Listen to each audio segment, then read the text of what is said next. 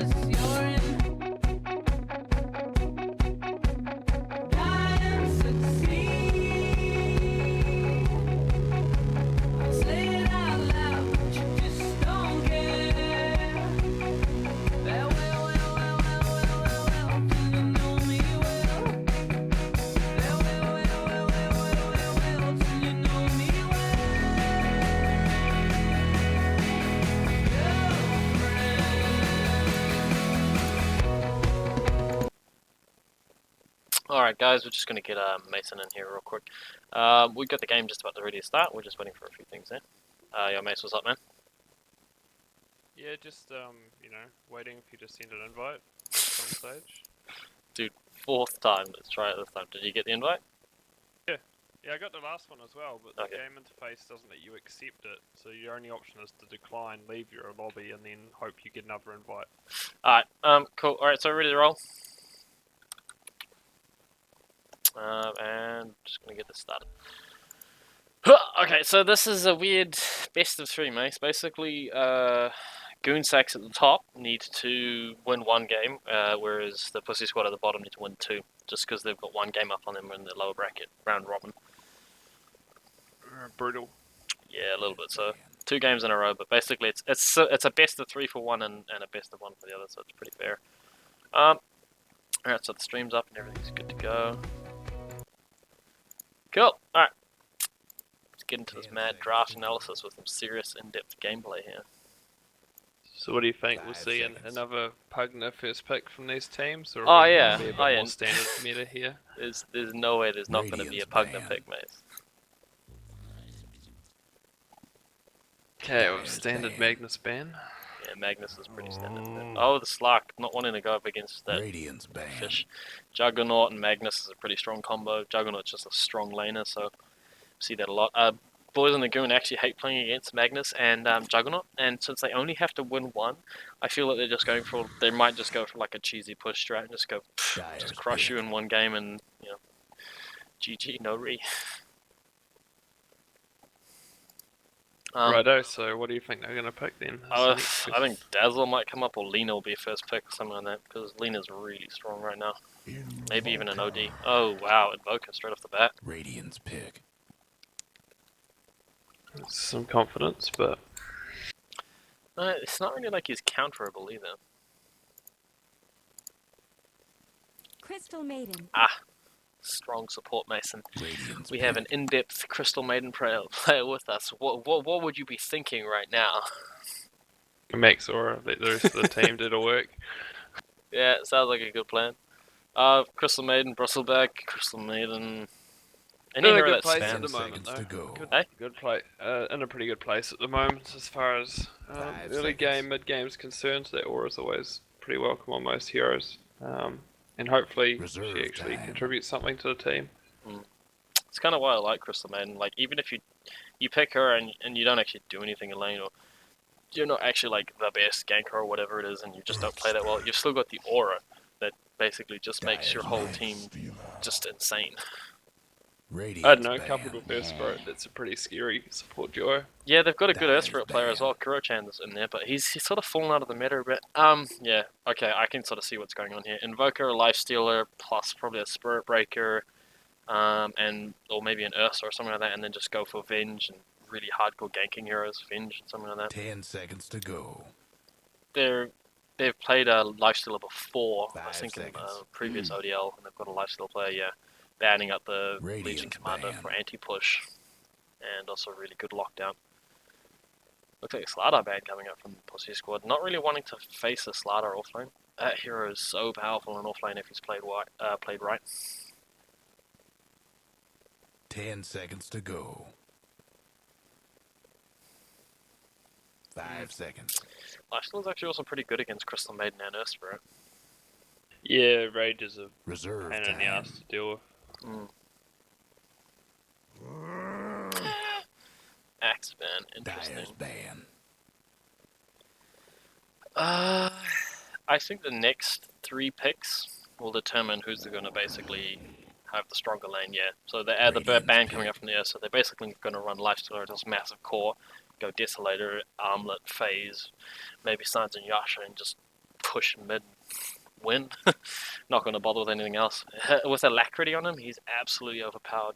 They might even get a Beastmaster up because they've got a Beastmaster player as well, so I think that they're going for a hard push strat right now. Looks like it anyway. Phantom Assassin. Oh.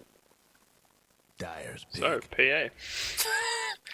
Yeah, PA is one of those heroes that is interesting. Hopefully, performs a bit better than our last game's PA. Yeah. Still up against an Invoker though, so Bit cautious there. Yeah, Invoker's 10 not great. seconds Need to a go. BKB for that, but versus Lifestealer, Oh 5 yeah, seconds. not too bad. strong pick versus Lifestealer. Radiant's He's pick. a good MKB carrier, but not really super amazing. Silver Age not great on him. Sand King, a lot of magic nukes, so Sand King is a bit of a strong pickup here 10 in terms of seconds to team go. fight and initiation, but I don't. 5 seconds. The laning phase, Sand King might get a bit shit on. I mean, he could. Yeah, depends what the Reserve supports time. are up to. Like, Yeah. PA's gonna have a hard time in lane versus Sand King with That Caustic course, Finale.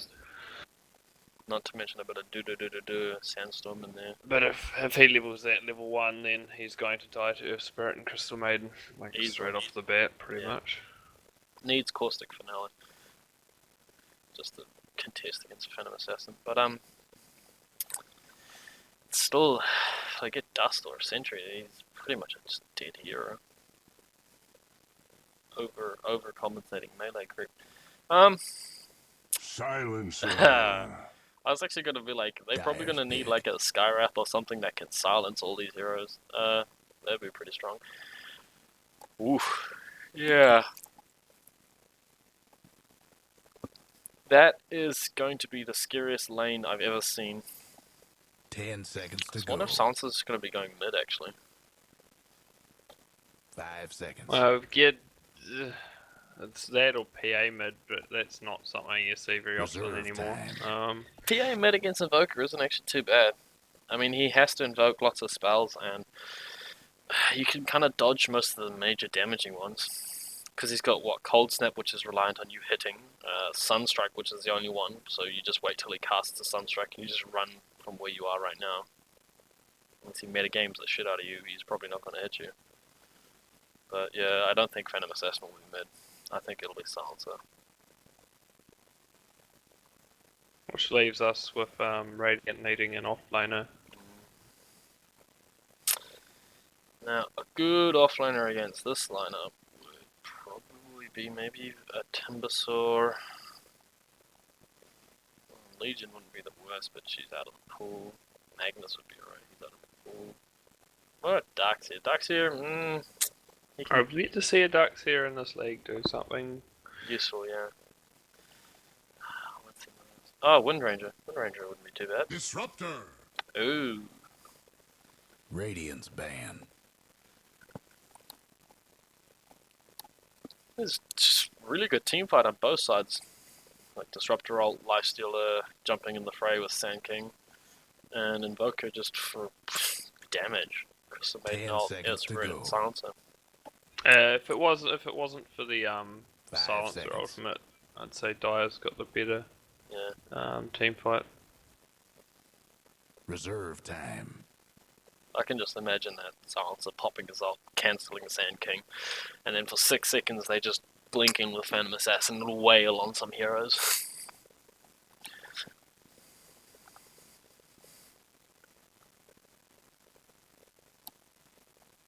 So what would you be afraid of Dire picking up now as a 5th pick?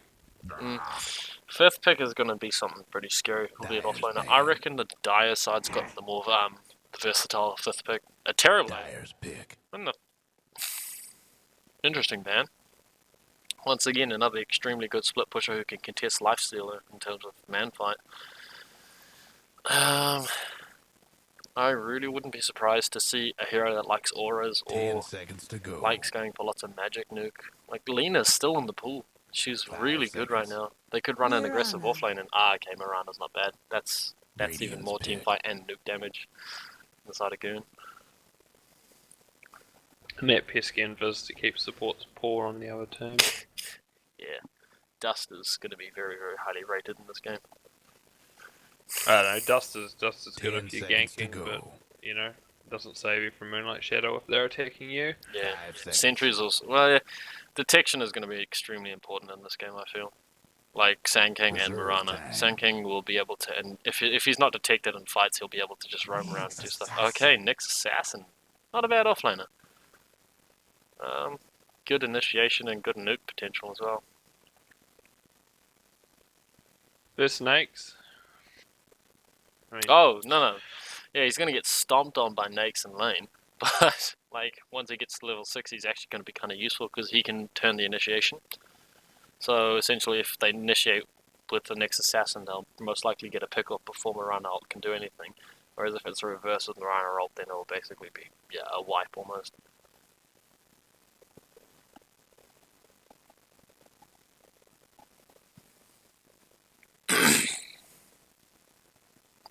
well, still keen to see if it is silencer mid, as you say. I mean, it wouldn't makes the most sense, 10 really, seconds but to go. They could throw Nyx mid, bro. 5 seconds.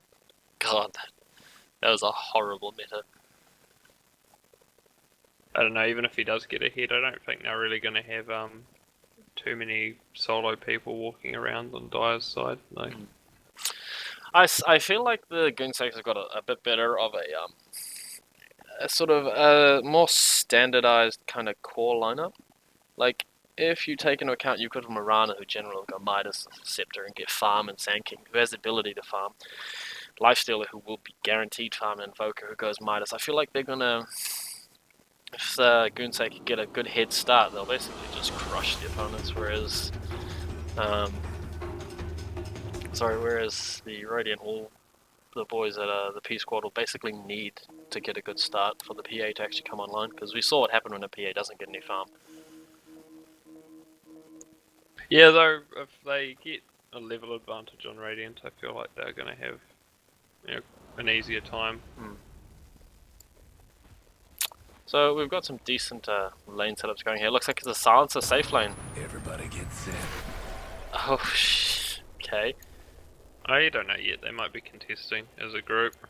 Not the way they're splitting, I don't think. Look like Goon looks like they're going to be contesting with the group, and Invoker mid, Mirana off lane, Nakes with the weird tail coming out his back. That is so strange. Looks like an alien almost. Okay, so Smoke and the Goonsack, and they're just rolling around. But yeah, this is basically what I figured with the Goon. They're just they're going to be like, look, we need to beat you once. It doesn't matter if we beat you like in a horrible cheesy strat or anything. We don't need to play standard. We just need to beat you. Oh, yep. So it's going to be one of those aggressive safe lanes with the PA man mid. So that's going to be interesting. Let's see if they break the smoke. Silencer's broken the smoke immediately 30 bottom. seconds Sand to King can see him, showtime. but I don't think Sand King's in range for his Burrow Strike. No, he's not even close. Mirana could possibly arrow, but don't think anything super serious is going to happen here. They might just give up the rune. Oh, yeah, Ares is going to miss. But yeah, PA mid against Invoker. It's going to be interesting. Next assassin going to come take the top rune, which will... So it looks like all runes just shifting around. And here we go. Nick's just throwing out a quick stun on the Nyx.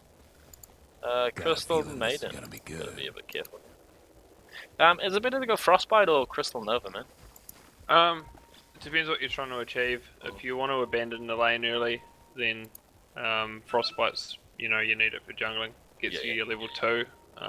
But Crystal Nova, that slow, it generally gets you more kills initially. Yeah, it's got better initiation range as well, doesn't it? Well, you've just got like a 4.5 second, 20% slow versus a 1.5 second route. Like, yeah. Oh, it looks like Mirana's just going to be camping the mid lane here a little bit. Now that actually is extremely powerful. If she lands an arrow on the PA is just going to be smashed in the lane if the Invoker has enough levels. Looks like Crystal Maiden going to find the... Oh, dodges, but gets straight in the... hits the Earth Spirit in the face. No, Mirana has to be a little bit careful here, because she's pulled the Creep Wave nicely. And, oh, there's the Earth Spirit going in. This could be... No, This he doesn't can, have any. nothing else after that. He went for the Stout Shield instead of the Orb of Venom. Yeah, Orb of Venom would have been a kill. That could have been a kill. Amateur mistake, man, amateur mistake. Sentry wards are definitely good idea against the Sand King, and I think that they actually laned this correctly. The PA will definitely do pretty well against the Invoker, definitely get some farm. So last hits of Knives, PA is actually losing that hero quite badly there. I think she just needs a bit of work on like versing the Invoker, but the Silencer basically is going to be guaranteed to get farm here. And they want to run him as a core, obviously. Nyx Assassin is also pretty good against the Lifestealer solo. You almost It's funny though, these the Maiden Spirit are not exactly what I would have put as defensive supports in this situation. Like they don't want to be sitting here. They want level 2 and they want to go somewhere else. Yeah. So once they hit Especially level a 2, Spirit. I feel like Crystal Maiden should be jungling now. Just like go jungle a big camp or something like that. You got the Mirana roaming around as well. She's got less experience right now, but so is the Disruptor. He's also still only level 1, but I mean, this is there's first blood on the Sand King. Looks like it. Oh, yeah, looks like it will be. Yeah, well played to Silencer, and this is the power of the Silencer basically. Last word. Forces you to use some So spells. much for diplomacy. Well, That's this is the level 2. power of friggin' Dire's 2 supports going for a walkabout versus Yeah. a kill lane. Like, But they've got level 2 now, so they can roam. And there is a Mirana back in lane, but they're still only level 1, so I feel like this tri lane is just pretty well for the boys at PSquad. Phantom Assassin's sort of just getting crushed in lane, really. I mean, 7-0 versus 14-7. He's got more. He's got the same amount of denies as she does last hits, so she's absolutely getting crushed in lane right now. She should be doing better, but if she's not, then it's just unfortunate. Just missing a couple of last hits. Once she gets a couple of levels, I think she might be alright. You usually want to max out Blur and just have 1 point in Phantom Strike, but we'll see how she lanes that. Nyx Assassin doing alright. Poor Man Shield holding his 3rd level point, just in case. Invoker gets to the regen mid. Just in case he wasn't winning hard enough. Okay, so PA just going to cancel out with the dagger. She's got regen. Ooh, looks like they wanted to go for a kill here, but actually the Mirana and the Silencer there. Okay, nice frostbite on the Oh, okay, so they get the stun and the damage here. no silence. Yeah, Crystal Maiden kind of want to be careful a little bit, but they're gonna get the kill, and then they'll probably get the kill on this Sand King. Really strong support He's pickup got here. Burrow Strike and he doesn't use it. Sunstrike, Okay. not A good. little game of freeze tag. Yeah, a bit of a. I think it's because Burrow Strike was still level 1, and he leveled up. Yeah, he could have gone under Earth Spirit then. At least had a chance of getting away, but hey. Looks like Mirana actually taking quite a bit of pounding here from the Nyx This'll Assassin. come in handy. Nyx Assassin just perfectly safe in lane with a poor man shield. It's surprising Nyx Assassin actually has a lot of armor. He's one of those ridiculous heroes. Okay, so Nyx Assassin might be able to get a kill here if he gets even a little bit of mana. Unfortunately, no. Just going to get forced back there. But yeah, Nyx Assassin with a poor man shield is one of the scariest heroes in lane to deal with in terms of, like, other than like a Terrorblade or something, or maybe an Abaddon. Got ridiculous amounts. He's not only that, but he's got really good base regen as well. He's a Yeah. bit like Ogre, in that he's happy to trade some hits and then go off and heal. So it looks like the tri-lane for the PSquad absolutely crushing the tri-lane for Diocide. I wouldn't say like Smoke super in bad. mid. Oops. See if Invoker goes for that top rune, it'd be a perfect place to catch him Yeah, out. but PA's essentially forcing him not to go for that top run. That's the problem. PA wants to change around, but King Killer's actually pretty good at Invoker, so if he's played for... I don't know when the last time he played is. Smoke's about to be broken by Mirana. Come on, turn around, and then that should be a kill. That should be a kill. that reaction. Jesus, that was such a great reaction time. Okay, for both players, just not even realizing what... the Miranda didn't realize and neither did they. But still get an easy kill there, so what do you reckon? Support duo, support life? Well-gotten gains.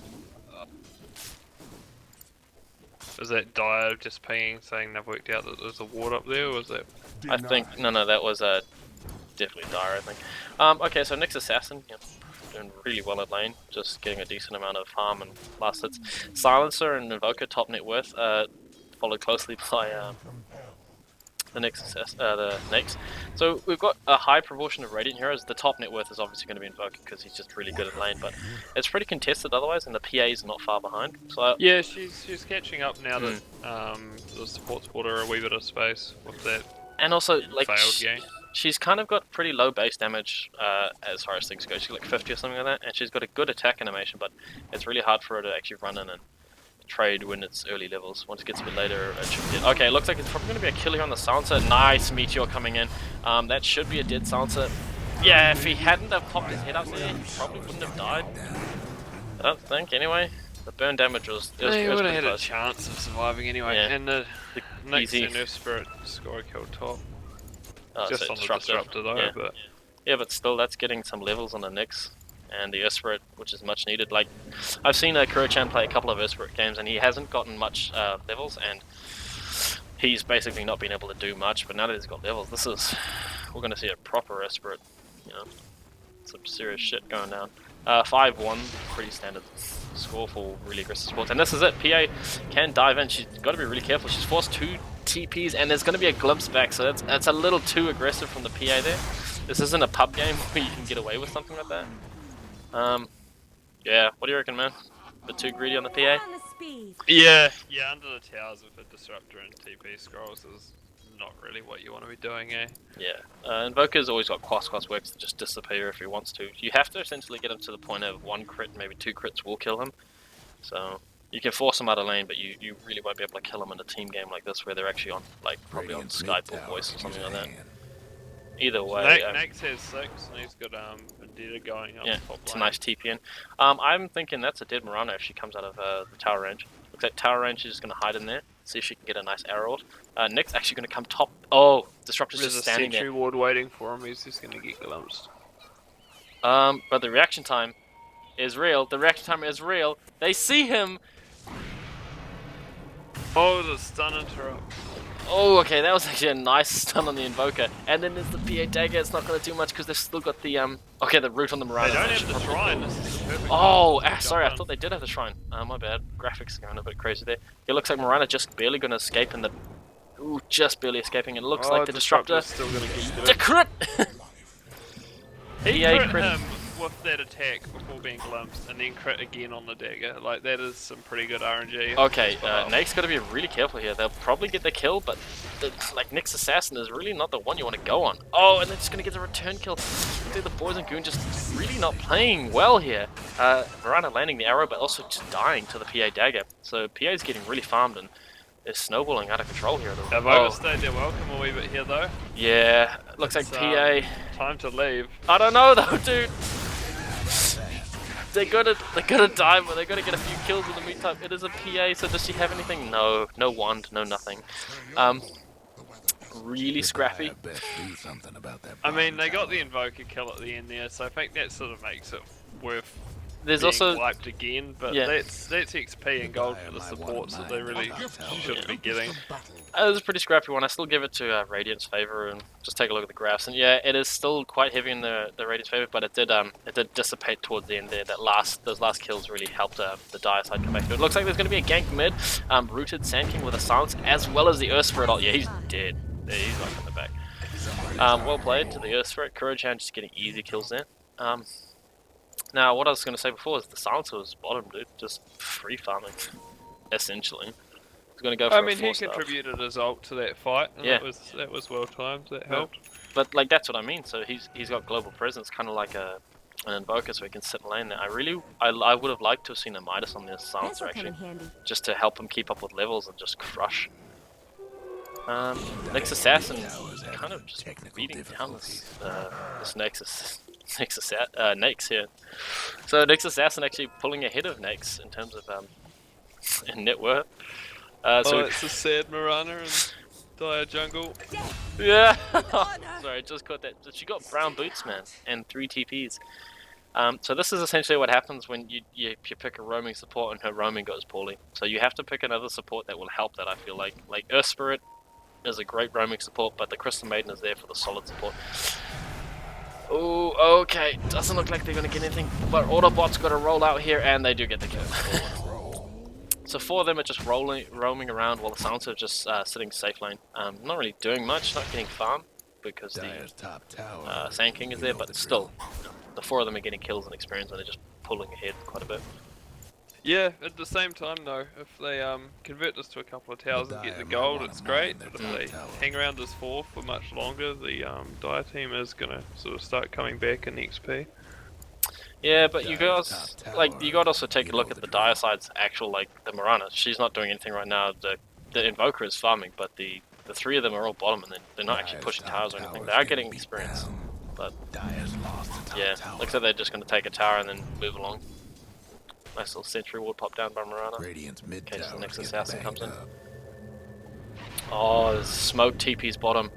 Okay, so the Nyx assassin doesn't know that they're There's there, but under they a know. sentry. They know that he knows that they know. Okay, that's just a dead nice silence there. Okay, ooh, come on, gotta get that disruptor. Yes, okay, they get the disruptor and they're gonna get the Sand King. Easy pickoffs.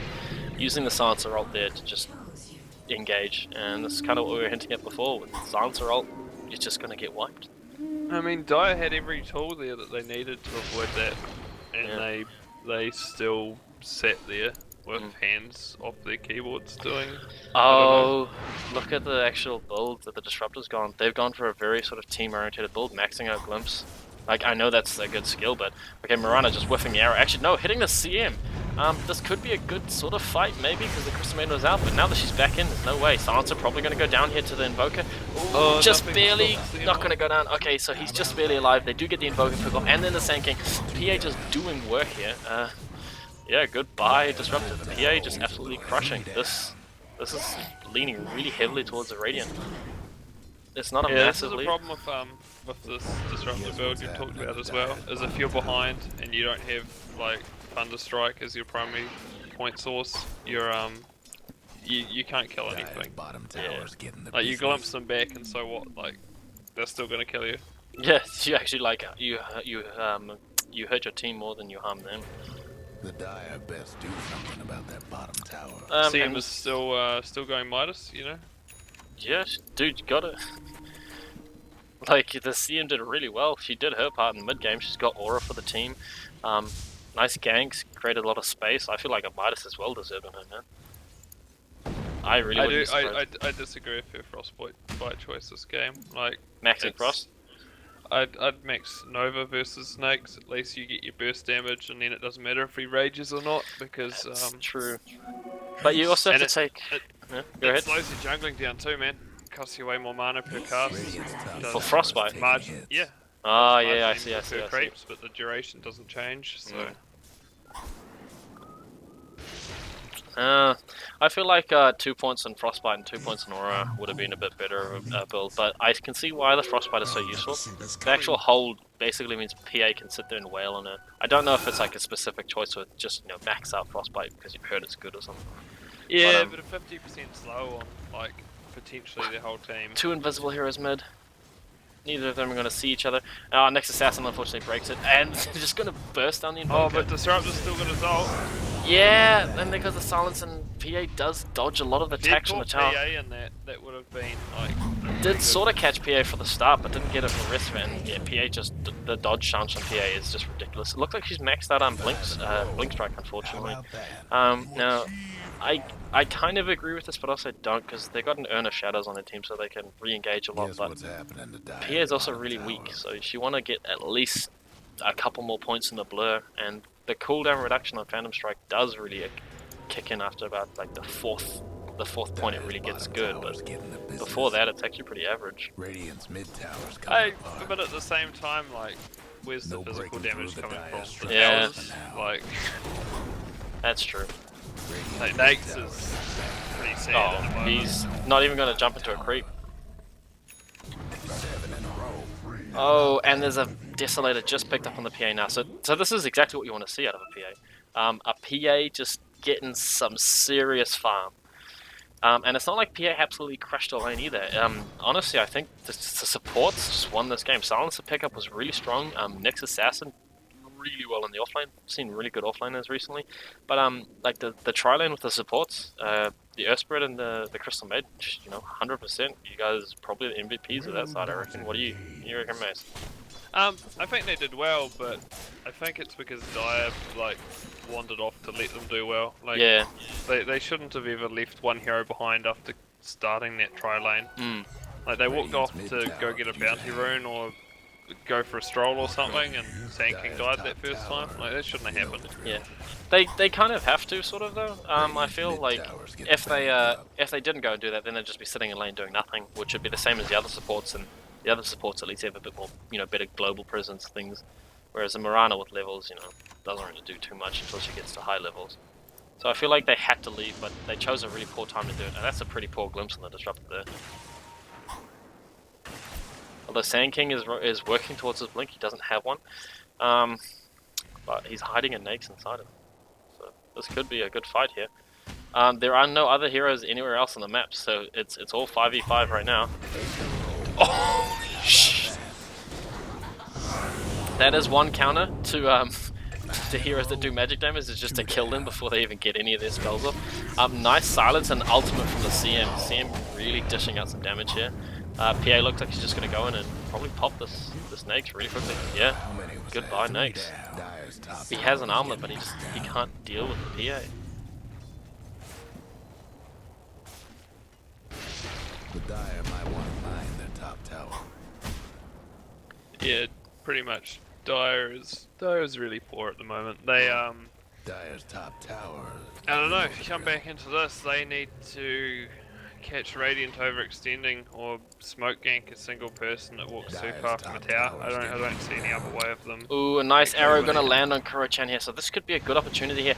He's gonna tornado, which I don't know. That's kind of stacking stuns. It's a lot of damage, but yeah, definitely gonna get the kill. But I feel like a Sunstrike might have been a bit better. Sunstrike and a Meteor. He's held in place. There's nothing else to do. To be fair, that gave Mirana enough time to get in the way of his rolling boulder escape. So fair enough, I don't know. I feel like it's not the worst choice there. I mean, yeah, definitely good choice. Does a lot of damage, but it's kind of like he's up in the air and you can't hit him while he's stunned. So I feel like 50-50. Each one has its benefits. But Mirana just so damn poor, man. She's going for a mech, not even going for farm at all. So She's got Solar Crest queued up. I'm not really sure why she's got a buckler. Yeah, She decides she needs passive armor versus PA, maybe. Yeah, that actually could be a good point with the PA. PA is going to go for a quick, easy Vladimir's and just crush whoever's going to get in the way. She's got Vladimir's up actually. Oh, okay, next assassin, really good initiation here. He's probably not going to get his carapace off because he got silence, but the PA is just going to dagger, yeah. So that's actually, I feel like that's a good initiation, just absorbing the disruptor roll, and the PA just going to throw a couple of crits up, but there's no detection. Crystal Maiden kills. Yeah, Crystal Maiden. Oh, that long range stun. Okay, this is definitely snowballing out of control. It's not a complete wipe, but there's a large net worth. It's nearly 10,000 now basically for the Radiant, and it's just the snowballing where they can't fight this 4/5 man of theirs. Because the next assassin just comes and initiates and they generally get a pick off, and then it's just numbers game, and if they manage to do what they did before where they just kill one of the heroes straight away before he can do anything, like, well, shit. Really well played from the Earth Spirit though, I feel. Oh wow, what a crit, and that should be a dead Sand King. Nah, they're objective naming. Yeah, I was just about to say, like, that's good control there. Not going for the fucking kill instantaneously. They could have probably picked him off and forced the buyback, but they get caught out of position. That's bad. I feel like they... Ooh, okay, Crystal Maiden's gone straight away. That's a nice silence, but there's going to be the pop of the Shrine, which will keep the Invoker alive, and King Killer just barely trying to stay alive. PA in a really bad spot. She doesn't have the Aegis. Oh, that crit! Nearly wiping the Disruptor. Oh, but the long range stun does not hit. Back into the arrow. That's... Oh, nice. Yeah, it looks like the Invoker actually just going to go down. And the PA not going to go down. That's like, it's that PA. They really want to kill that PA, but they're just not going to get to. Sand King channeling out, probably going to come in. Nice blink timing with the ult.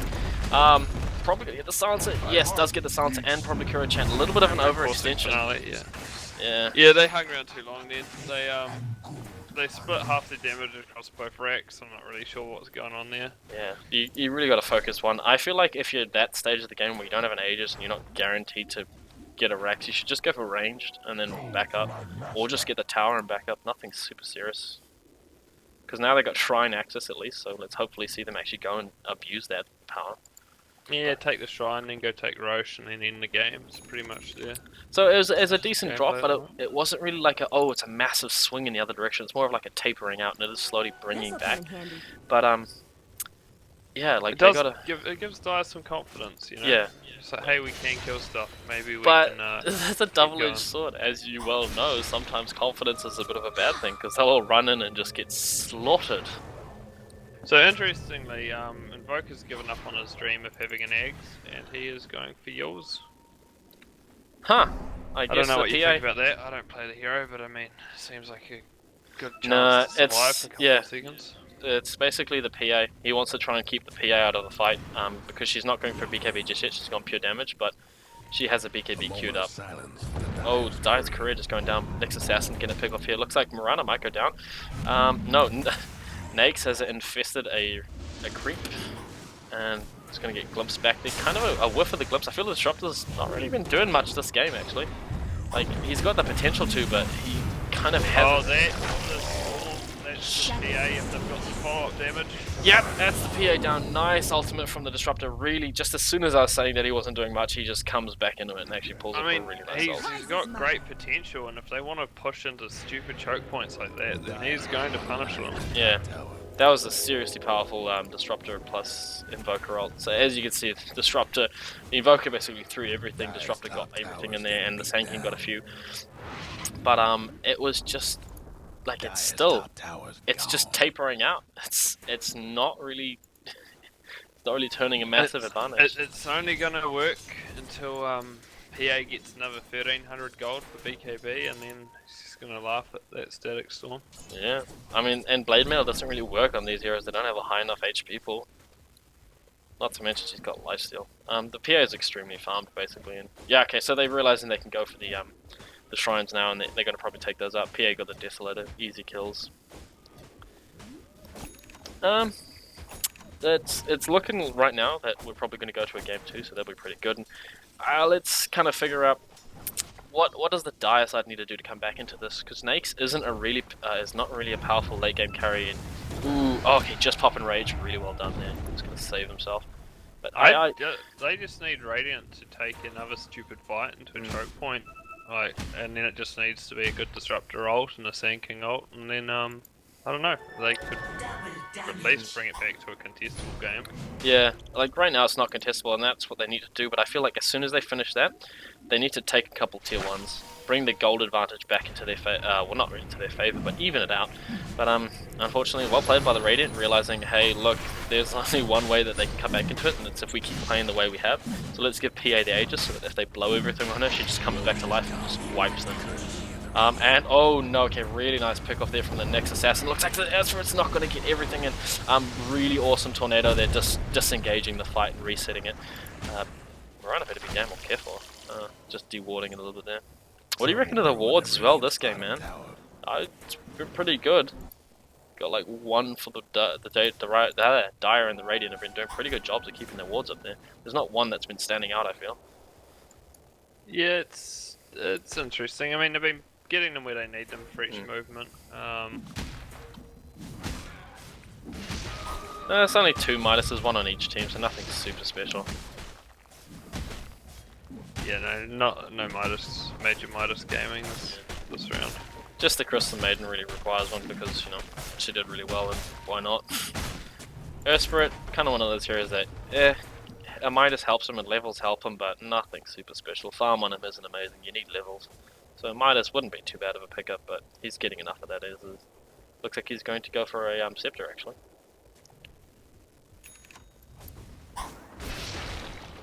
Do you think when Nakes finishes his MKB, he'll actually have any chance against PA still? Radiant's top tower taking hits. That's really close. When he gets MKB, yeah, guaranteed last hits. Guaranteed hitting PA, which is good, so he'll be able to lifesteal. But PA does enough damage to burst through all his armor, which isn't that high right now.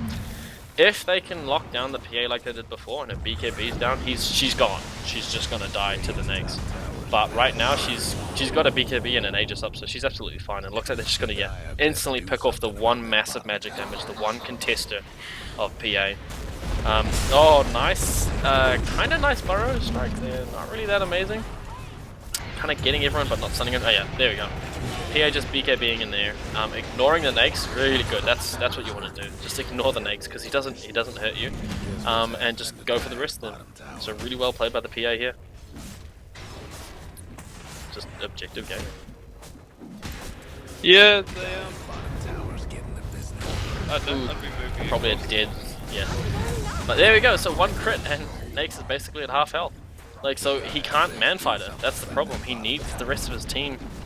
He needs to take the rest of them out, and it needs to be PA versus him and a couple of others. So it's just gone. Yeah, like, I think this is just GG. They did a really, really good draft, and they just executed it perfectly, really, I think.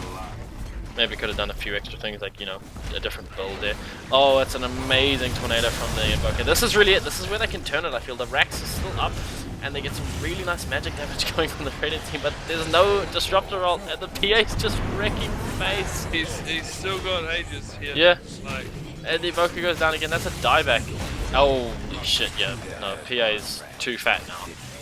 The closest hero to net worth is around half PA's. A little bit more than half, but that was their chance, really. If they had the Disruptor ult and they got that really amazing Tornado ult there and into the Disruptor ult, they very much could have won that. Because they would have been able to pick up everyone else while the PA was respawning, or just at least do enough damage. But yeah, this is basically it. So the next game will decide who goes to the lower bracket final. And Nake's getting silenced, something that's actually really underrated against Nakes. So Silencer just doing work. Alright, that's game. So we'll move on to the next game pretty soon, Mace. You got anything, any sort of post-game analysis? Was there anything that each team could have done a bit better? I mean, Radiant definitely did well. I feel like the supports roamed really well, but was it just the supports on Dire? yeah, I don't think they achieved anything in the game. They just walked around a little bit, and that was it. Disruptor went for a team sort of chasing orientated build, but they were never chasing. They were always running away. So Yeah. I feel like it was good picks, but it was very, I feel like, interesting picks. I don't think they were amazing picks. They didn't synergize as well. That's what I felt like on the Goon sec. I feel like they didn't really have that great synergy in their picks. Just because it didn't. Yeah, Mirana and all this sort of stuff works really well, and we saw it work quite well sometimes when they got a really nice ult. But it wasn't actually them. It was just the Radiant side basically deciding to be stupid and run into a really bad choke or something like that. yeah, how many Moonlight Shadow ganks did we see? There weren't really. I think there was two. Yeah, I think there was two. I know there was one where they went and they Moonlight Shadowed and they tried to pick off, I think, the Earth Spirit or possibly the Silencer at bottom. But other than that, the Mirana had no levels. So yeah, it's a bit interesting.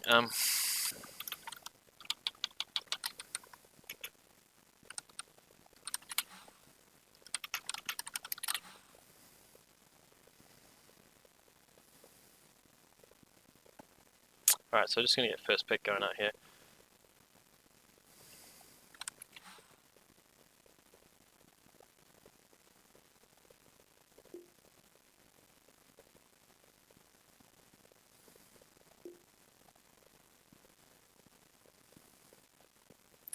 Okay, so Dire's going to get first pick again, and Goonsaka picked the Radiant side. So I'm just going to jump on and put a little bit of music on in the meantime while the teams are just getting ready. And yeah, so just hang on for a bit, Mace. Righto.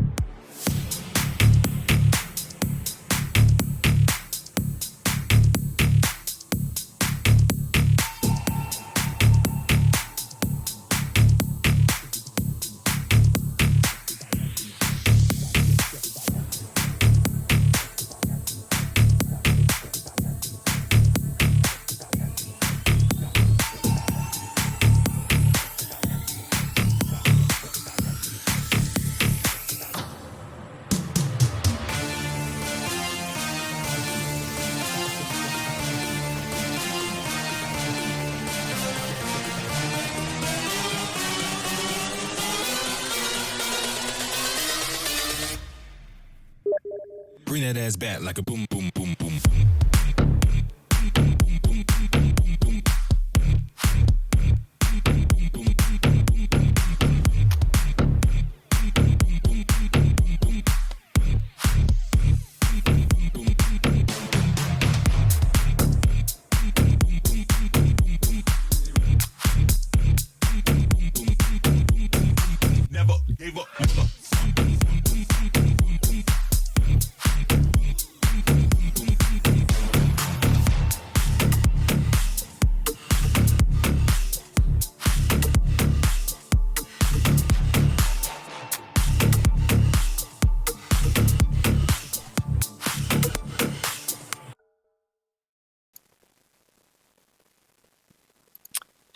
Alright, so we've got the second game coming up here. Just gonna invite Mace back into the chat. Right, so we've got the second game coming up here. First game was a pretty good game. A lot of scraps. Dire's Really well played by the supports on Radiant, I feel. If you've got any comments, Radiant's definitely banned. let us know, Mace. But yeah, I feel like the Dire didn't really... Their team didn't... their picks didn't Dire's gel as banned. well as the Radiant team did. And the Radiant team just seemed a lot more comfortable on their heroes. A little bit of a bad start in the mid lane, but definitely sort of pulled through. And PA just snowballed out of control with the rest of the team sort of just following her lead, like a true carry should. Yeah, no, well put. 10 seconds to go. Right, so Slark ban and the Silencer ban coming out here. Looks 5 like a seconds. Goonsake just respecting the Silencer ban.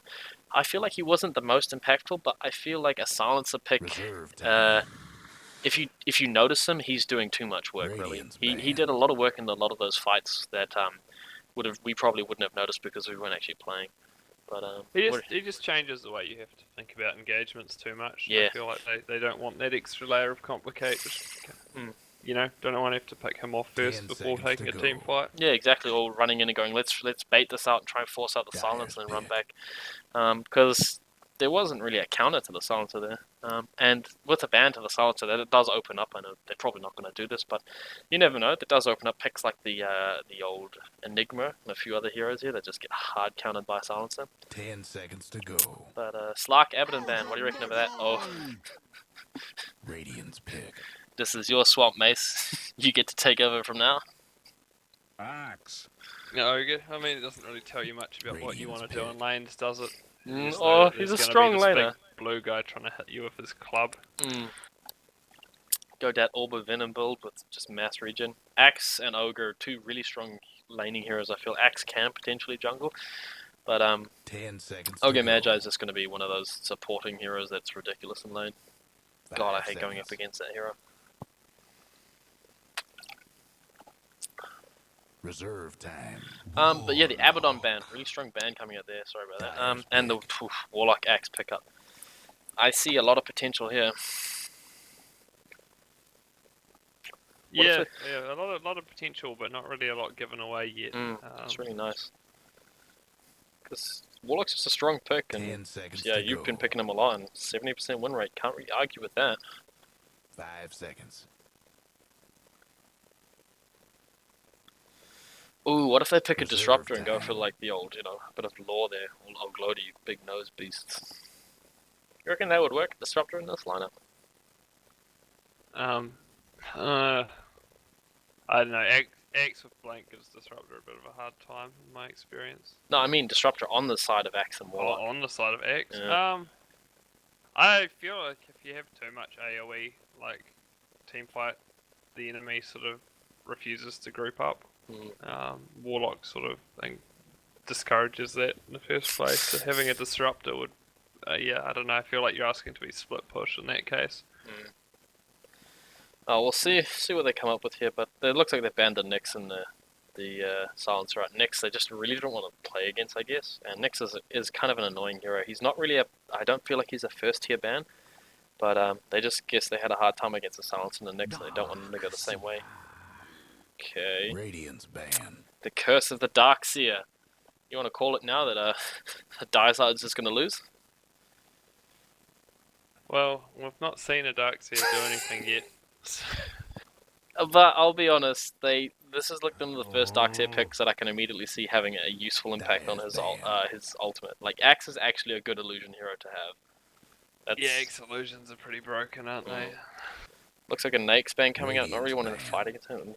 Why would you ban a Nyx? He wasn't really that effective. A Nyx usually ban if you're going for a high strength hero, like maybe a Spirit Breaker or an Alchemist or something like that. Or PA and Juggernaut bans coming out, just not wanting to face that crap again.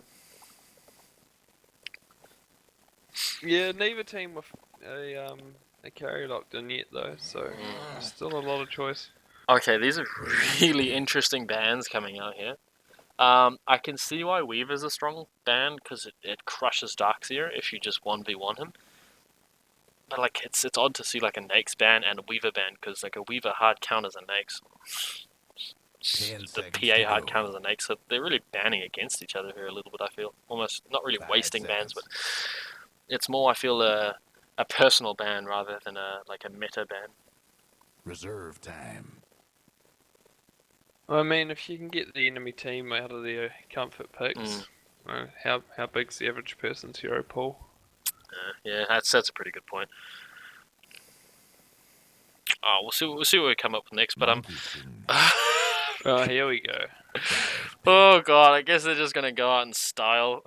Monkey King is actually really powerful. I like a Monkey King pickup. Okay, Invoker being picked up straight away on the other team. They Radiant's do have pick. a good Invoker player, so we'll see how that goes. A lot of the teams in the ODL actually do have Invoker players, but there are some that have definitively stronger, just much stronger Invoker players. So we'll see how good the Invoker is for the P-Squad. I haven't quite 10 yet seconds to seen them go. play an Invoker, but looking forward to it. Dyer's pick. And OMG, ho ho ha ha meta has returned, mate. Yeah, Sniper's pretty good sitting behind a Monkey King and an axe. Like, Yeah, he's this is gonna one be of pretty hard to tap. Ow! One of my Radiant's fave heroes, ban. Morphling. This will be interesting. Once again, Illusion Gaming. Yeah. X will be replicated quite a bit this game. We'll see. But I feel like the Morphling actually is ridiculously powerful against most of those heroes, 10 except for seconds to possibly the go. Axe, who naturally builds a Blade Mail. But he's probably going to go for an E-Blade because there's a lot of 5 magic seconds. damage on their team. So E-Blade, Monkey King, pop him off as soon as his ult goes down. Game. Not game over, Reserve but time. the Monkey King can't do anything. And the Sniper, while he does affect the Morphling from a long range, you actually have a large waveform range. Dyer's ban. And you can close the gap pretty quickly on him. But yeah, I feel like both drafts actually have some really strong potential here. The Darkseer pickup is a bit early, I feel. What do you reckon? Yeah. 10 seconds I don't to know. go. I don't. As I said, I don't know when the best time to pick a Darkseer is because it 5 doesn't seconds. seem to. Yeah, I'm generally like just watching other casters and watching other games. I feel like a Reserve Darkseer pick time. third or fourth is pretty good, or maybe last, because a Darkseer pickup is usually one of those ones that you go, oh, they've picked their safe lane now, I'm going to wreck their safe lane with a Darkseer, and that's all he's going to do, and provide farm with a mech. Oh, Anti-Mage ban Dyer's came out pick. from them. Sort of realizing that, funnily enough, Anti-Mage is actually a pretty good counter to Morphling. Morphling has quite a few counters in the game, not really good ones, but like Slark and steal his attributes, and Anti-Mages and PL are really good because PL naturally builds Diffusal, and Anti-Mage burns mana, 10 which means you seconds to can't go. morph. So if you get all your mana burned by an Anti-Mage blinking and abyssaling you, you 5 basically seconds. just die. Because your strength really lies in your mana pool. So if they can find a way to remove your mana pool, Reserve time. you're pretty much screwed. So that last ban just targeting the Morphling there. And looks like an Enigma ban coming out from the opponents. Is that even... Like, is that necessary? Interesting. Like, I would have thought that they would have team that would have been thinking about picking up Enigma banning the silencer. Obviously, not so much of an X, but Yeah. I don't think the I other team guess... considered that so much. I mean, vacuum into black hole would be hilarious, but do you need setup for that? This is a bit big. Okay. Oh, you Radiant's got a nice pick. Earthshaker pick coming up here. I like this hero. I hate playing against him, and I love playing him. He's ridiculously powerful. Got a lovely stun there, and Morphling can just waveform through the stun if it comes on the wrong side. Not to mention the range that can essentially knock Monkey King 10 from his seconds to trees, go. and also Sniper. If he gets a 5 blink, seconds. it's going to be scary. But they're not really grouped. He's not really a good farming hero though. So Reserve getting a blink time. with this lineup is going to be quite hard. I mean, most of Dyer's going to be wanting farm as well. Yeah. I don't know where Earthshaker's going to find the space at the time to get 2 grand. I was just thinking as well, they don't... Axe, Warlock, and Monkey King... I mean, Monkey King and Axe, sorry, I like. Monkey King and Axe kind of group up a bit there, but Sniper and Warlock, they love to sit back at the fights and they don't... Oh, Jesus, a Spectre. I like that pickup. I was just about to say that a hero that goes really late, like a Medusa or something like that, because they banned out the Anti-Mage, would be really strong here, but a Spectre is actually pretty good as well. The only problem is, like, as you said, it's a replicate and illusion-based gaming, so the Darkseer pickup's actually kind of come into its own now, I feel. Yeah, I mean, I think Morphling's going to have a great time this game if he doesn't get shut down early. Yeah, both drafts I feel are actually pretty powerful here. I feel the P-Squad's one is slightly better, except for the Earthshaker requiring a Blink Dagger, basically, for him to be useful in fights. I feel like he'll be good, but he won't be that great in fights until he gets a Blink Dagger. That's just, standardly is. But I reckon this will be a pretty close game, and if the later it goes, it's not like, oh, this team has an advantage because they picked this hero. Because Morphling and Spectre go toe to toe in terms of late game. Yeah, I think the Spectre sort of justifies the Darkseer pickup too. Yeah. Oddly enough, and it's another illusion. It's I don't know. It Strong seems like illusion a funny too. choice into that lineup, knowing their hands already on the table. Like, Yeah, like they got a He's so Darkseer. comfortable, Not to but- mention Replicate, dude. Because Replicate, once you get that level 25 talent, it does 80% damage, and if he gets the plus 50% Replicate damage, that's 130% damaging Spectre. Any support that's had to deal with a Spectre late game haunting you, that's just not fun. I mean, just tell him this. Having to come in with I a don't know. I haunt. haven't had Spectres in pub games for a while now. Yeah? So, yeah, no. Okay. Not really flavour of the month at the moment. Looks like Invalid going to be the mid invoker. Not to mention Darkseer's wall as well. The Scepter Replicate is 140% as well. So if the Darkseer ever picks up a Scepter, which is probably not likely, but still. Long story short, the Spectre Illusion is probably going to get Radiance, so they're going to give a free Radiance on their team for quite a while with the Darkseer Ultimate and the Morphling Replicate. Not to mention the Axe Illusion as well, which is going to just... they're broken, man. 30 seconds. So what do you to think? showtime. I'm thinking this game, Radiant has slightly easier drafts to execute. Yeah, I think that's actually pretty true there as well. Radiant definitely going for a bit more of an easy draft. I would say there's one exception to that, and that's the Monkey King. Monkey King is one of those heroes that well, as you know, like he's kind of like the Pudge conundrum where he's either on your team. Oh, that's a bad play for Spectre. You really don't want to go into that, and it looks like the Spectre might be going down here. Definitely getting the heals from the Darkseer, but no, the taunt just wall. And yeah, okay, so the slow's coming in from the Monkey King with the Elba Venom.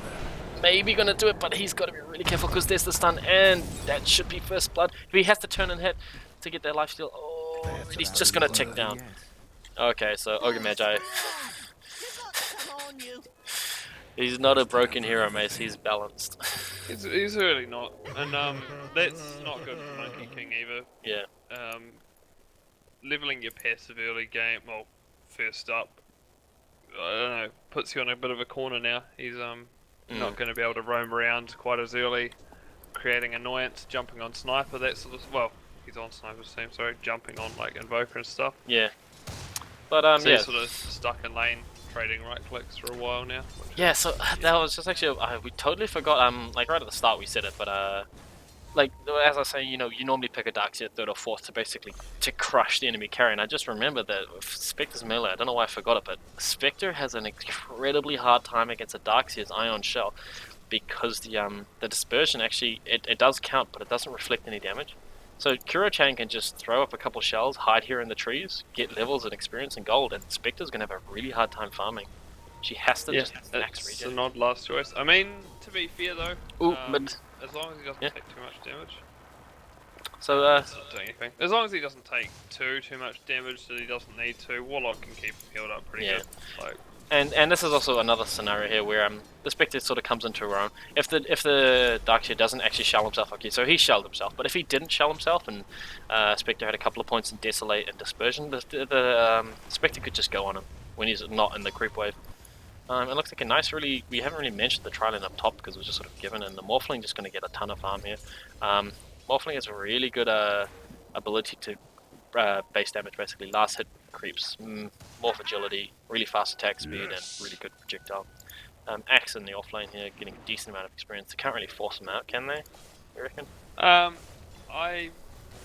Excellent. I don't know, like, Ogre can sort of trade the odd hit with him. He doesn't really want to be spun on those, so as soon as the creeps turn up, he needs to go away.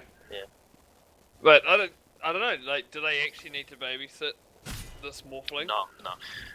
The only reason you'd need to babysit a Morphling is if he got a bit too aggressive with the axe, because the attack range of Morphling, if you look at the counter helix spin, it's pretty close to Morphling. So as Morphling plays perfectly, he'll be fine. But if Morphling gets a bit too close and gets one too many spins, then he's screwed. Once Morphling does get a ring of regen, he should be okay. Ooh, looks like Monkey King getting level 2, just camping the mid here for a little bit. This is actually a really good spot to camp for the Monkey King, just because of the dire ruin spot, so you can just jump down there and go steal their rune before they even know what's happened. Axe just gonna leave lane, go get the rune. take a quick jungle Top camp. lane's holding the courier, so Invoker must be going for Midas Gaming first, I'd say, after 700 gold. Like, Yeah. Looks otherwise like he'd it. be complaining about needing his... Needing his items. Against the sniper, Invoker really he can do well early game, and getting more items isn't going to help him. It's just basically the sniper will just eventually win that lane. You need supports to come in, or sniper to make a really big mistake. Because as you can see there, sniper is starting to just win this lane. Oh, and the Monkey King looks like he's getting into position. Axe just top lane, getting a bit of farm. Let's swap to the net worth chart real quick. It looks like snipers in the lead for the net worth, but the last it's denies. There's also sniper and Spectre, so it looks like the boys in the Goon side definitely taking advantage here. We think that the Spectre pickup was pretty crappy for as far as the late game pickup goes. I wouldn't say, oh, not crappy. How would you put it, Mace? It was interesting. Yeah, we was gonna have to be careful. Okay, this is what you need. Oh, the Earthshaker just whiffs that. That was a dead sniper. So you really got to be feeling the pain there as the Earthshaker, because now your sniper's probably going to get a kill on the Invoker, and it looks like he actually is. Oh, okay, yeah, that's so close to me. And the Monkey King's going to come in. The Monkey King's decided he's actually not AFK anymore. Alright, so it looks like the sniper's going to get the Earthshaker kill, but the Monkey King, not being able to leap up into the tower. If Kuro-chan gets any ticks... Oh no, okay, he should be sure. He can still die here though. Okay, and, yeah. Warlock haste, yeah, dead Invoker. And they get the pick off on the Monkey King. So, Ooh, nice. Nice vacuum there by the Dark Tear breaking the trees. But Warlock, Jesus, just hasted up, getting a nice pick off on the Invoker. So it's kill score evening out, but as far as the net worth goes, it really doesn't do anything. It just evens out the game, if you will. So the the people dying though is what's like, they've lost Monkey King twice. Yeah. So what, you know? So experience is definitely going into the favor of Jesus. I feel like that the Earthshaker, he basically just straight up screwed up. He really should have got the stun on the other side of the sniper. Even if he didn't land the stun, he could have just walled the sniper in, and that would have been a dead sniper. Spectre getting a decent amount of farm here. Yeah, got the Ring of Regen up, so that's really going to help him a hell of a lot in lane. He's probably going to want to go for another point in Dispersion, because believe it or not, but Dispersion actually prevents quite a bit of Iron Shell damage because of the massive amount of ticks that it has. Yeah, look at that Warlock heal as well. Yeah. So much HP. So Spectre's absolutely fine in lane here. She should be getting a decent bit of farm. Gonna rush for a Vanguard straight up. I like this pickup. They have a lot of kill potential, but I'm not so sure about just rushing for a Vanguard straight up. I'd like to see phase boots or maybe treads or something like that. There is a lot of damage on the side of on the team, but if the Spectre can rush out an early Radiance, she will basically be set for the rest of the game. The faster she can get to that late game powerhouse, the better, because Morphling and her are racing to that point. And I think Morphling's actually in the lead now, yeah. Morphling got a nice agility, going to go straight for treads, not even going to bother with early ring for lane sustain. Sniper, just easy pick off in mid. Yeah, this is the problem. Sniper is one of those heroes that, like, there was that entire meta that caused a lot of PTSD for supports, just mid players, where Sniper is just a pain in the ass and you couldn't deal with them. Yeah, how broken was Headshot with the mini stun? Like, Good. Oh my god.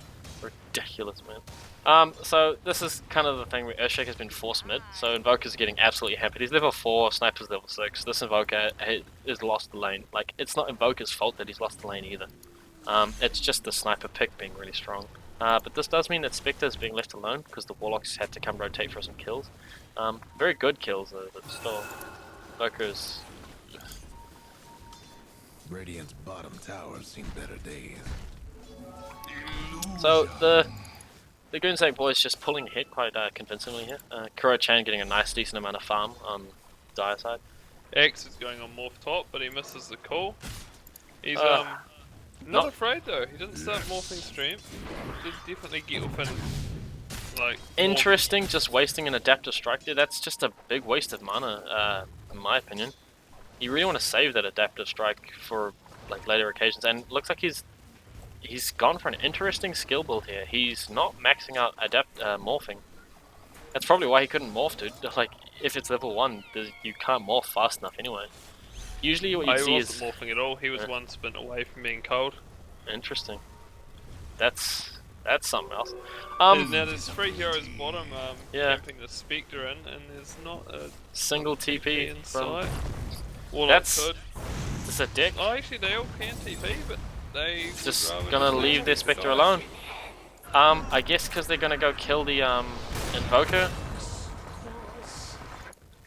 I don't think Invoker's worth a Spectre. I don't. Not at this point of the game. Not when Invoker's poor. And Spectre needs to get a good start. She's really close to a Vanguard as well. I think that I think she may have thought she was fine until it was too late, and they were just like, "Oh well, look, we're ganking anyway." So this is an extremely interesting build from the Morphling. I really want to bring this to light. Usually you'd max out your Morph and your Waveform, because Waveform is a huge amount of damage and adds massive a save and an escape. Whereas your Adaptive Strike is just really like a mana burner, and it is great because it scales really well, but it scales well based on your max agi. So you'd have to go full agi and full retard essentially if you wanted to actually make this a powerful nuke. If the only other option is you max strength and have terrible last hit damage and go for a max stun, but that's a support build, so I don't think what he's doing is right here essentially, but he is going for the Lincoln Sphere next, which is a good pickup. Should prevent a few culls, maybe a Lincoln Sphere proc or a sniper ult. So Lincoln Sphere is actually really powerful in this game. Darkseer getting a decent bit of farm. Oh, nice little smoke. Did you catch that? So they're going to get a nice wrap around. Bottom one on the dire supports to yeah, because this Darkseer's tank he's staying up still. And the Warlock getting a nice nice heal up there on the Darkseer, but yeah, smoke coming in, just going to counter it. And Spectre's stuck in the trees again. But she's got a she's okay. She's totally okay. She's not going to die. No, she's dead.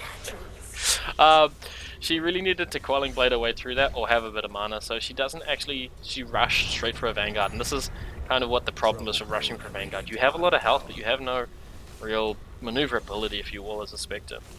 You kind of want to get Phase, Vanguard, maybe a Wand or something like that in lane, because Darkseer is going to spam a spell, so Wand is really helpful, maybe a bit of move speed or something like that. But Spectre, at early game, your positioning is extremely important. If you get caught in a bad position, you just die. You really need to... Also, maxing Dispersion is also one of the other things that's really good with the Vanguard. If you rush a Vanguard, maxing Dispersion is actually a powerful tool, because then you just basically take 22% less damage, plus blocking physical attacks, and you have a lot of higher HP pool. Yeah, I'm not really a fan of the max dagger choice. It makes sense in a ganking lineup. Mr. X is 200 gold off his Blink Dagger. This is also the thing as well, Morphling, he has decent mana regeneration right now, and he's been spamming his Adaptive Strike, which is great, because, you know, he's keeping the axe, I guess you could say, down. And each time he does hit him with the Adaptive Strike, that's great, but he doesn't actually have that high of an agility pool to be able to counter and initiate the axe. So our waveform actually does more damage, and so I think what he's trying to do is burst the axe down to a certain point where he can just waveform in and just kill him straight off the bat. Because he can't really go in and right click. X to the stun and then catch him unaware. I don't know though. That's a good plan, yeah. Because you can't right click him. Counter Helix's range is roughly the same as Morphling's attack range. Morphling actually, well, sorry, Morphling has slightly more attack range, but it's close. So if he gets too close, he's just dead. So he's maxing out his nukes and not really going for the morph, which is an interesting build. But as you can see now, he basically lost about half his health there. And yeah, Sniper's gonna get this kill. Ooh, maybe just barely morphing strength. Okay, he should have probably swapped his treads there. Sort of debuff panic. Yeah, did fine. Yeah, so I guess he's not really needing morph right now because he had a solo safe lane, but usually you want to max out your morph skill just because that's Morphling's powerhouse right there, and you get a lot of free attributes for it. You basically get free power treads. So we've got a level 6 Warlock coming top to drop the rock potentially, and X has got his Blink Dagger, so we'll see if he can make use of this for the first time. One thing, yeah, that's actually a good reveal there. And oh wow, Axe is really close, and Axe might, they've seen him, and that's a lovely call there, and probably going to get culled. Yeah, easiest cull of your life. There are 4 top, and the dire side is spread out really well. And Ogre's taking the creeps for a walk. Yeah, that's a really nice play. Top tower. Nice stall. Axe just gonna get stunned over there. Oh, but the shrapnel. So, ho ho, Yeah, haha, he's- Monkey King slow. Oh, Earthshaker Earthshaker with the, redeeming himself. The beautiful, beautiful fissure there, just saying, how about no? One thing we haven't talked about, Spectre. Went for an Iron Talon. Not a bad pickup. Great for your jungling prowess. It looks like she's going to go into phase boots after that as well. It also helps with the lane equilibrium because you can just Iron Talon the creep and pick it off straight away, which means Darkseer's farm is reduced heavily.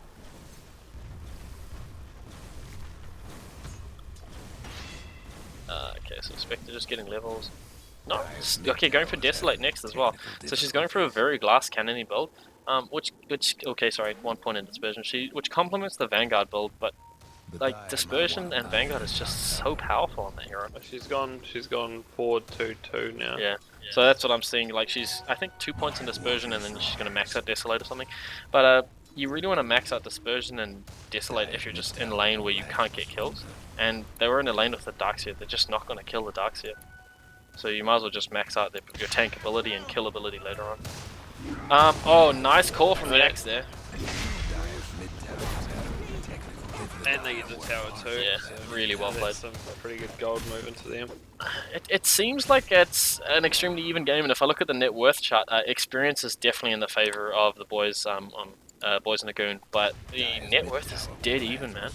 I just don't know how dire initiative this is at the moment. They've got the Blink Axe, they've got the Rock on Warlock, and they've got a Sniper. Not to mention a Monkey King spotting out, dude. You can't underestimate how annoying the Monkey King is when you're like, oh, let's go and initiate, and then he just boundless strikes your ass. It looks like we got a Darkseer coming in. This could be the initiation here. Oh, that's a really good initiation there. Oh wow, into the Sunstrike and the Earthshaker. Oh no, not quite. The Rock comes down, and the Morphling comes in with a nice waveform. This Bond's doing work though. Yeah, Spectre basically just crushing that team. Spectre bonds, and Sniper wasn't caught in that. So that's a 4-for-2 trade. Axe's Illusion basically destroying a lot of people, but they didn't catch the Spectre in that. Yeah, really, yeah, Warlock bonds. Damn, missed the fight again, but still a little bit of Warlock an did 1,500 damage there on Warlock, which I would say was the AoE on the Golem contributes a bit, but Yeah. most people died to bonds then. Yeah, I feel like there is definitely some mention there with the waveform coming in and clearing out the Warlock and the Axe, but there wasn't really much follow up. The Earthshaker, when he came in to pop a stun, he didn't actually have his ult up, or I don't think he used his ult first for some silly reason. If he'd gone for his ult straight away, he probably would have got a quick stun on them. But the Warlock came in and stunned him for that 1 second, and that 1 second stun was absolutely crucial because it basically stopped everyone from from doing anything for 60 seconds and prevented the Earthshaker from continuing that chain stun. I think Earthshaker is actually getting out of a farm. He's halfway towards. What do you reckon of the Darkseer mech pickup? Yeah, I mean it's standard, isn't it? Yeah. Mech into Greaves on Darkseer. It's just what everyone does on autopilot without thinking about why. I feel like it seems quite late, like 17 minutes, and he's just got his headrest and buckler. Like, it would have been pretty good for that previous fight, for instance. Yeah. I like the Spectre now, going for phase and going for an Iron Talon. Also getting infused raindrop. It's quite powerful against the Darkseer. Not to mention, gives you decent mana regen in lane, which means you can spam your Spectral Dagger.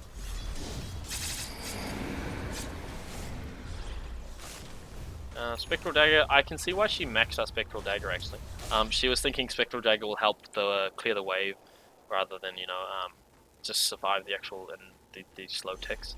Which is a good thinking of it, but you can't spam it. You don't actually have the mana pool to do it, and you don't have the mana regen either. Looks like Axe just coming in getting stunned by the Morphling. Morphling went for a Midas, so Midas Gaming, dude.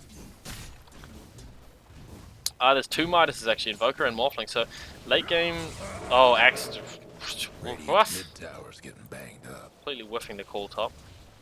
Yeah, he didn't use Blink to do that though, did he? He just called. Yep, okay. I guess he's been listening to too much Drake or something like that. Sniper just farmed. Highest net worth in the game. Really not what you want. I guess you want it as the rated team, but you don't want it as the dire team.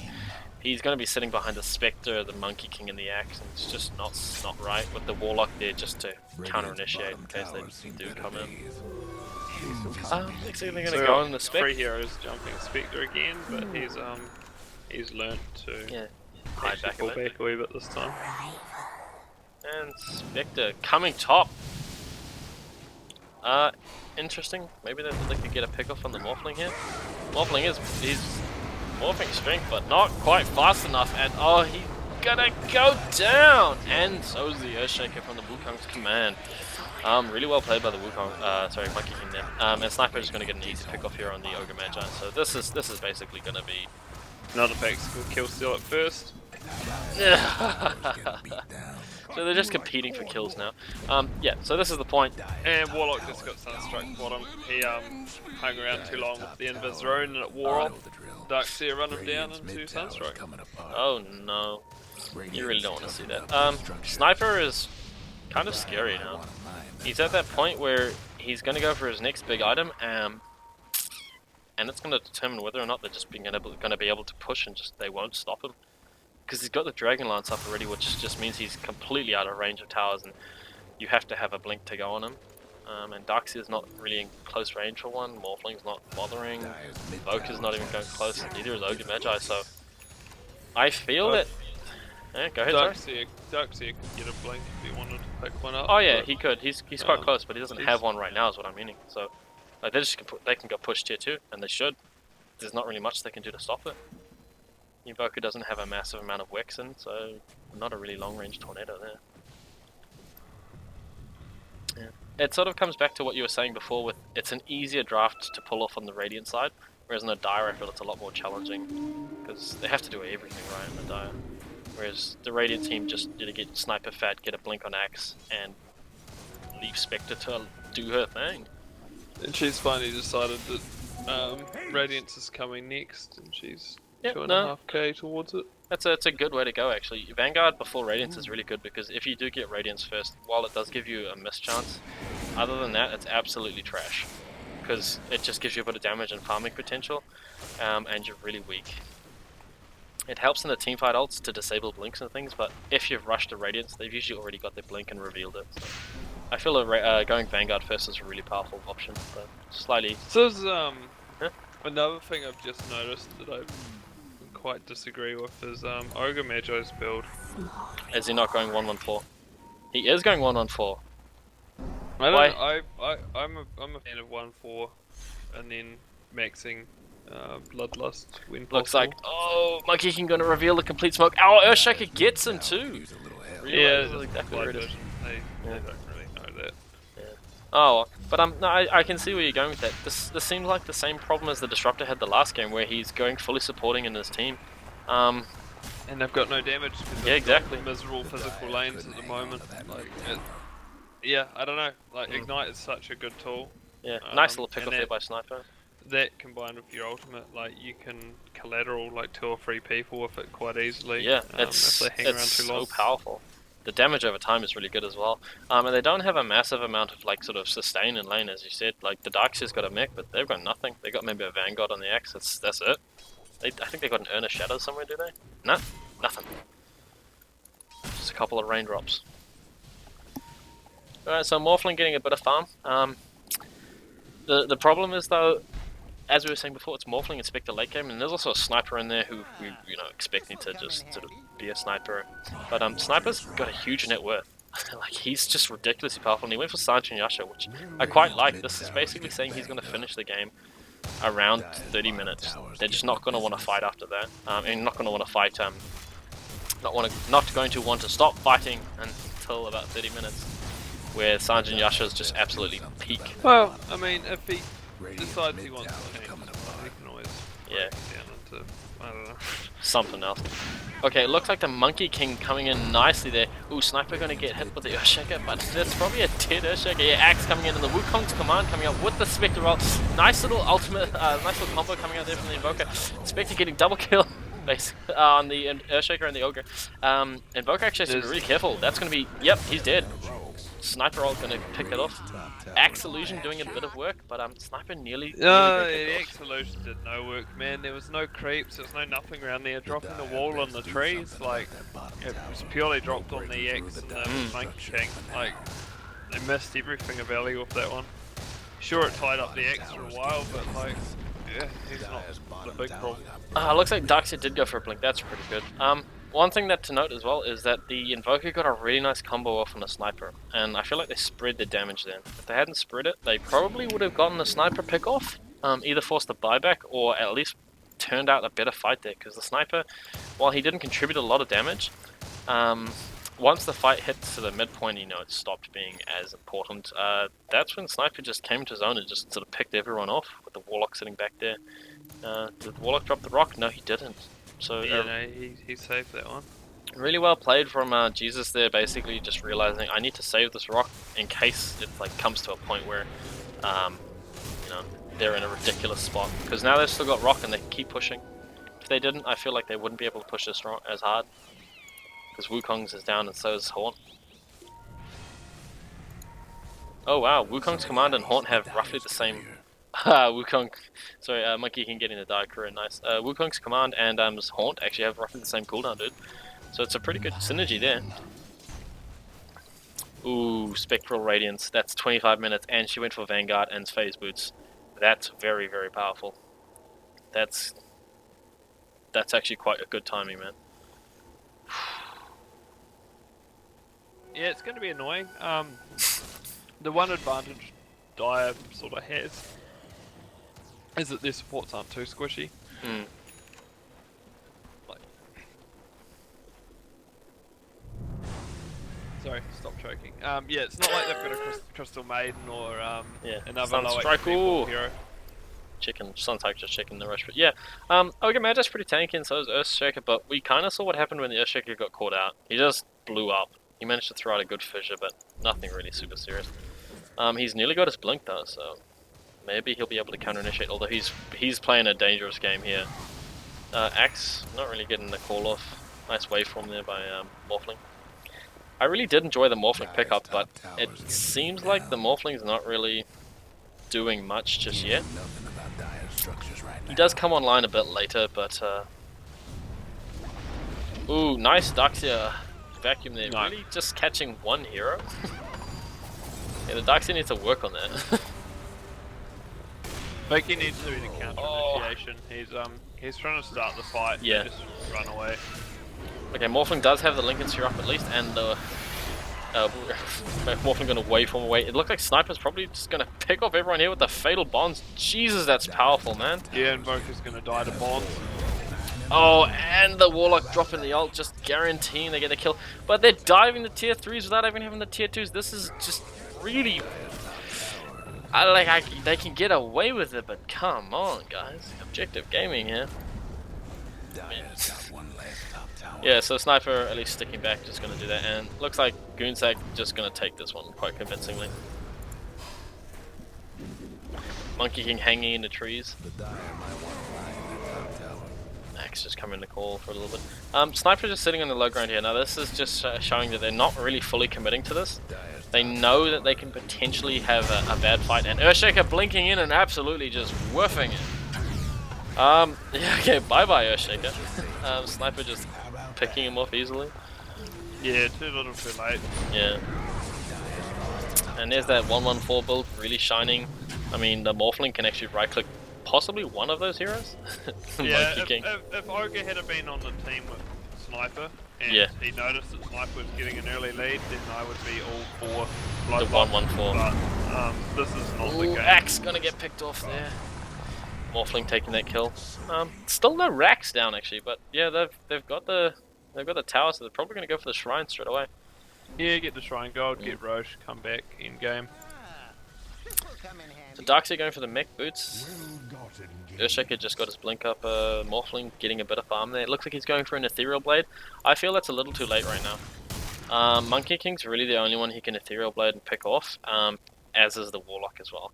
But those aren't really huge players in the fight. I mean, granted the Warlock ult and the Monkey King ult are really important. I don't know, Monkey King ult when he gets his basher up is going to be a bit of a pain in the ass. Oh yeah, definitely. I can see that, but I feel like he's probably the best target out of the two, and he can't Spectre. If he does it for the Spectre, Spectre won't be able to right click, but she'll reflect most of the damage. Axe will just blade mail you and just about kill you, so. Monkey King ping a little bit crazy there. Ooh, yeah, vacuum. Oh, vacuum. He didn't destroy the trees, but yeah, that's a dead Monkey King. Being a little bit too greedy there. Have you ever played Monkey King support, Mace? No, he I don't know. He was being picked up too much when he first came out. I'm not gonna first pick stuff in pubs, like. And then I don't know. Sort of got sick of playing against a hero and didn't really want to do it type of people. Are you kidding me? You did that shit with techies. Cancer. Looks like Warlock gonna just go straight for Scepter, not even gonna bother with a Midas. What do you reckon of this? Is possibly a 4-star a bit better or something like that? I don't know, like, they've not really got a way of locking down Sniper, but at the same time he's got no escape either, so maybe a 4-star or a Glimmer Cape might be able to get him out of dodge. Oh, so we've got a nice smoke coming up here. The 114 build really shining. It looks like he's maxing out Ignite. Looks like they're going to go on the Spectre, and it's really well timed, and she is taking a lot of damage, but Haunt. And she just haunts out, jukes the whole bloody team. And almost kills half the team. Yeah, almost kills the blooming Earthshaker. Not to mention all the ults and a large amount of team fights gone down. And they're just not even there. They're just like, hey, so we're just going to take your bottom tier 2, and that'll be the last tier 2 that you have. They still haven't taken the shrines though, so I feel like Goon's like not really dropping the ball that much, but it's a little bit risky. You really want to take the shrines just to cement that advantage there. Morphling doesn't have a replicate out as well. That's something that's really important. When you learn to play Morphling, it's one of the things that you need to do basically. One is learn how to morph the agility and strength, and also always have up a replicate. Axe getting a nice call off here with the Blade Mail initiation. EMP going to catch 2 heroes out. That's no mana for the Wukong's command, and Axe is in a really bad spot. The Warlock dropping the rock just basically to prevent anyone from getting the last minute pick off. So really nice counter initiation there by the Warlock. No, I'd say that did nothing, to be honest. Like, yeah. It made a big lash and sound, but yeah. there was no one nearby. No, but like it was a good. I feel like it was a good counter initiation because it basically just sort of prevented them from coming in. That just that little bit of stun allowed their team to actually retreat out. Let them come in and then drop it on them. They would have cleaned that fight up with Sniper there. Like. Oh yeah, definitely. It was a bit of a premature one, but I still feel like it needed to be done because otherwise that would have been a pick off on the Axe, probably the Monkey King, who's got no mana but is starting to regenerate. He's getting closer to his basher as well. Looks like they're picking off the shrines now, realizing they can't really push high ground. So, gonna go for the Roshan. Who do you reckon should go on the Aegis should go to? Probably Spectre, right? If Spectre wants to actually frontline, sure. Otherwise, I don't know. Like Mjolnir on the Sniper, dude. That's powerful. That's a large amount of magic damage with the Warlock bonds.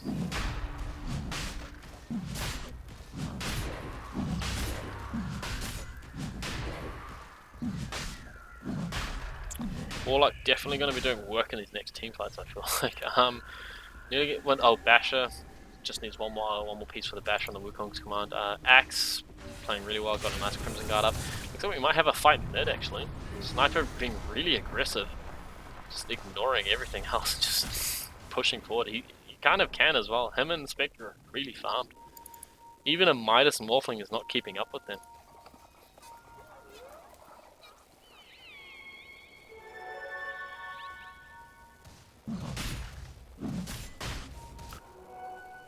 So what do you reckon the Dire team need to do to come back into this? It's a 15,000 deficit.